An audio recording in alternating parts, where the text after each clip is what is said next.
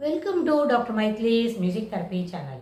இன்றைய பதிவிலையும் the correlation between music and mathematics என்ற தலைப்பில் சில செய்திகள் நம்ம பகிர்ந்துக்கலாம்.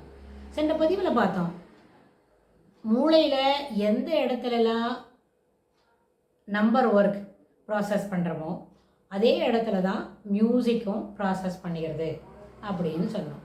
அந்த காக்னிட்டிவ் எபிலிட்டிஸ் எல்லாம் பண்ண எங்கே கிடைக்கும்னு கேட்டால் எல்லாமே ப்ரீஃப்ரண்டல் லோபில் தான் ப்ராசஸ் பண்ணுறது.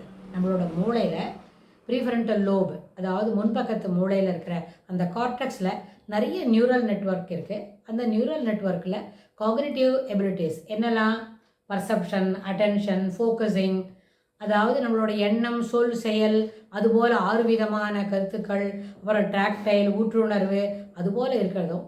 இந்த அட்டென்ஷன் பர்செப்ஷன்றது என்ன? பர்செப்ஷன்றது ஒரு என்ன விஷயத்தில் இருக்கோ அதை நம்ம பார்த்து புரிஞ்சுக்கிறோம். அதுக்கு முதல்ல you should attend on to the stimuli. அதுக்கு முன்னாடி you should focus on to the stimuli. முதல்ல ஒரு விஷயத்தை பார்த்து அது என்னதுன்னு தெரிஞ்சுட்டு அதுக்கப்புறம் அது பற்றின எல்லா விஷயங்களும் நம்மளோட மனசுக்குள்ளே கொண்டு வந்து அப்புறம் we are analysing it and making things happen. அதுபோல் நம்ம வரிசையாக பார்க்குறோம். இது மாதிரி சொல்கிற அளவுக்கு இத்தனை நேரமெல்லாம் பிடிக்காது. ஒரு ப்ளூ கலர் ஒரு ஸ்கார்ஃப் பார்க்குறோம் அப்படின்னா அது ப்ளூ கலர்னு கலரு, அது ஸ்கார்ஃப்னா ஸ்கொயராக இருக்கும். அதுக்கு 2 எட்ஜ்லேயும் ஆல்டர்னேட்டிவ் சைடில் பிடிச்சிட்டு அதுக்குள்ளே அந்த ஸ்கார்ஃபோட பட்டனை போட்டுக்கணும். அப்படின்லாம் நம்ம உடனே ப்ராசஸ் ஆஃப் யோசனை அப்படின்னு சொல்லி 1 மணி நேரம்லாம் ஆகாது. ஒரு ஃப்ராக்ஷன் ஆஃப் செகண்டுக்குள்ளேயே நம்மளுக்கு அது ஏற்கனவே தெரிஞ்சிருக்கிற பட்சத்தில் அதை நம்ம புரிஞ்சுடுவோம்.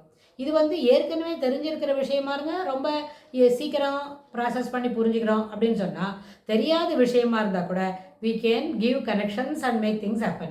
ஒரு ஸ்மால் லிங்க்கு நம்மளோட மூளையோட எபிலிட்டியை எப்படியெல்லாம் நம்ம பார்க்க முடியும்னு கேட்டால், ஒரு டேபிள் மேலே ஒரு சின்ன ஒரு பேப்பர் இருக்குது. அந்த பேப்பரில் ஏதோ ஒரு செய்தி எழுதியிருக்கு.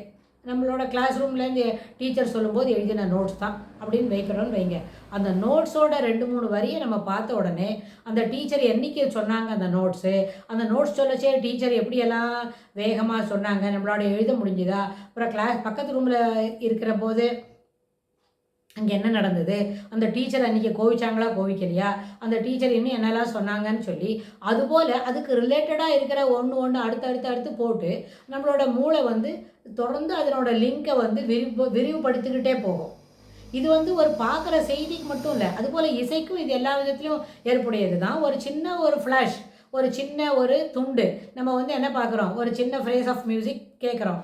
க க கரி வேரி சா ச நி ப கரி க ப நி ப கரி கரி சா நி ப க ப நி நி ப க ப நி அப்படின்னு ஒரு சின்ன ஃப்ரேஸை நம்ம காதில் கேட்குது. இந்த மியூசிக் கேட்ட உடனே என்ன ஆகும்னு கேட்டால், இது எந்த ராகத்தில் வாசித்திருக்கு, இந்த காந்தாரம் எதை சேர்ந்தது, இந்த நிஷாதம் எங்கேருந்து என்ன ஸ்வரஸ்தாரத்தில் அதை பாடுறாங்க, இது என்ன ராகம், இந்த ராகத்துக்கு எதான பேர் உண்டா, இது பேருன்னா அது மேள ராகமா, அது அதனோட ஜன்ய ராகமா, இல்லை ஜன்ய ராகம்னா அதுக்கு என்ன பேர், மேள ராகம்னா அது எந்த மேளத்தில் ஜன்யம், எதுக்காக இந்த ஃப்ரேஸை இந்த என்ன ஒரு குவார்ட்டர் ஃப்ரேஸ் எப்படி வெளியில் வருது, இந்த நோட்ஸில் இருக்கிற ஃப்ரீக்வன்சி எப்படியெல்லாம் இருக்குது, what is the enjoyment we have got it அப்படின்லாம் நம்ம உடனே நம்ம யோசிக்க ஆரம்பிக்கிறோம். அப்போது இந்த காக்னிட்டிவ் எபிலிட்டிஸ்னு ஒன்று இருக்கே, ஒரு புரிஞ்சுக்கிற சக்தி.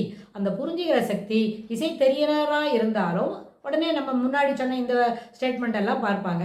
இசையே தெரியாது, சும்மா கேஷுவலாக நம்ம பார்க்குறோம் அப்படின்னு சொன்னால் அவங்களுக்கு இது என்ன திடீர்னு பேசிகிட்டே இருக்கிறாங்க, நடுவில் பாடுறாங்களே, எப்படி இப்படி பாடுறாங்க அப்படின்னு அதை ஒரு விஸ்மயத்தை ஆச்சரியமாக அதை பார்த்துப்பாங்க.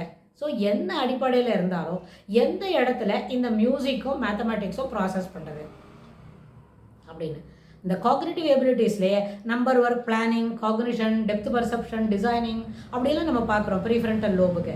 அந்த டெப்த் பர்செப்ஷன், நம்பர் ஒர்க் அப்படின்னு சொல்லும்பொழுது அந்த டெப்த் பர்செப்ஷனுக்கு ரிலேட்டடாக இருக்கிறதா காக்னிட்டிவ் எபிலிட்டிஸில் மியூசிக்கும் உண்டு. அப்படின்னா அந்த மியூசிக்கும் மேத்தமேட்டிக்ஸும் ஒரே இடத்துல ப்ராசஸ் பண்ணுறதுனால the more you are involving the self with regard to music, நிறைய அளவில் மியூசிக்கை தொடர்ந்து கேட்டுக்கிட்டே இருக்கிறது, பாடுறது, பழகிறது, 2-3 குரூப் செஷனுக்கு போய் பாடி பழகிறது எல்லாமே செய்தால் ஆட்டோமேட்டிக்காக நம்மளோட நம்பர் ஒர்க் எபிலிட்டி, அந்த ஏரியாவில் இருக்கிற நெட்வொர்க்கு, நியூரல் நெட்வொர்க் இருக்கிற அந்த செல்லெல்லாம் என்ன ஆகும், it is ready to receive information, ready to grass things, I able to reproduce it swiftly அப்படின்னு இருக்கும்.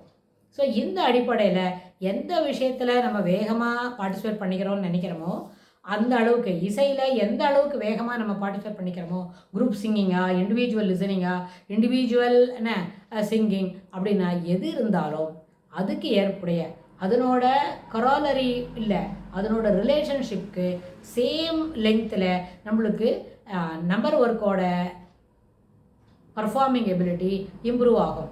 இதை வந்து ஒரு சின்ன டெஸ்ட் போல் ஒரு 4-5 பேருக்கு இதை நம்ம செய்து காமிச்சு கூட ப்ரூவ் பண்ண முடியும். If there is time permits அப்படின்னு நம்ம பார்க்க முடியும்.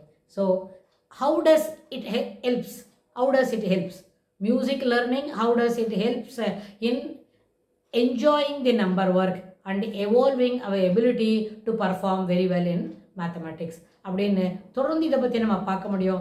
ரொம்ப விறுவிறுப்பாகவும் சொல்ல முடியும், ஒரு அதிசயத்தக்க சில விஷயங்களையும் நம்ம இதில் ஷேர் பண்ணிக்க முடியும் அப்படின்னு சொல்லி இதுக்கு தொடர்புடைய செய்திகளை வரப்போகிற பகுதிகளிலும் பார்க்கலாம். தேங்க்ஸ் ஃபார் வாட்சிங்.